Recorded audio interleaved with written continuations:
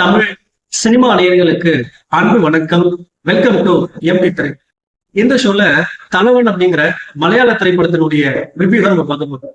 இந்த படம் Sony live ஓடிடில அவைலபிளா இருக்கு. தமிழ் டப்பிங்லயுமே பாத்தீங்கன்னா அவைலபிளா இருக்கு. இந்த படத்தை ஒரு கிரைம் த்ரில்லர் படமா கொடுக்க முயற்சி பண்ணிருக்காங்க. இந்த படத்துல பிஜு மேனன், ஆசிப் அலி தான் பாத்தீங்கன்னா லீட் கேரக்டர் பண்ணிருக்காங்க. பிஜு மேனன் பாத்தீங்கன்னா இந்த படத்துல ஒரு கடுமையான போலீஸ் அதிகாரியா இருப்பாரு. அவரு எல்லா இடத்துலயும் ரொம்ப கடுமையா நடந்துக்கிறாரு. இது ஒரு பக்கம் இருக்கு. அதே ஸ்டேஷனுக்கு ஆசிப் அலியும் பாத்தீங்கன்னா ஒரு போலீஸ் அதிகாரியா வராரு. இவரும் பாத்தீங்கன்னா ஒரு கடுமையான போலீஸ் அதிகாரியா இருக்காரு.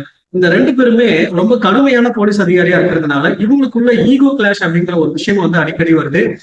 இது ஒரு பக்கம் இருக்க, இன்னொரு பக்கம் விஜய் மேனனுடைய மனைவியை ஒருத்தர் கத்தியால வெட்ட வரும்.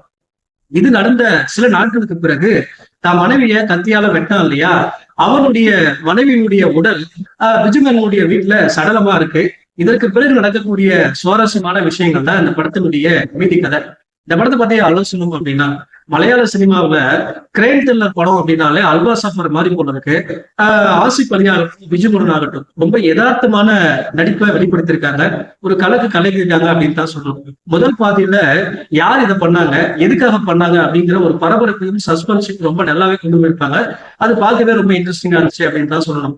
அதே போல சின்ன சின்ன கதாபாத்திரங்களை கூட இந்த படத்துல ரொம்ப நிறைவா பண்ணியிருக்காங்க. ஈகோ அப்படிங்கிற ஒரு கான்செப்டை வச்சு மலையாள சினிமாவுல நிறைய ஜானர்ல படங்கள் வந்திருக்கு. அதுல பாத்தீங்கன்னா இட்டும் கொடுத்திருக்காங்க. இந்த படத்துல இரண்டாம் பாதியில இந்த விஷயங்களுக்காக இவங்க சொல்ல வர காரணங்கள் இருக்கு இல்லையா, அதை ஏத்துக்கவே முடியல. அதை தாண்டி இந்த படத்தினுடைய திரைக்கதை, இந்த படத்துல நடிச்சிருக்கிற விஷயங்கள் எல்லாமே பாத்தீங்கன்னா சிறப்பா பண்ணியிருந்தாங்க. ஓவராலா பாத்தீங்கன்னா ஒரு தரமான கிரைம் த்ரில்லர் படம் அப்படின்னே சொல்லலாம். இந்த படத்துக்கு நான் கொடுத்த ரேட்டிங் 5.3.5. இதை நீங்க தாராளமா ஒரு முறை ட்ரை பண்ணி பார்க்கலாம். அடுத்த விமர்சனத்தில் சந்திக்கிறேன். நன்றி, வணக்கம்.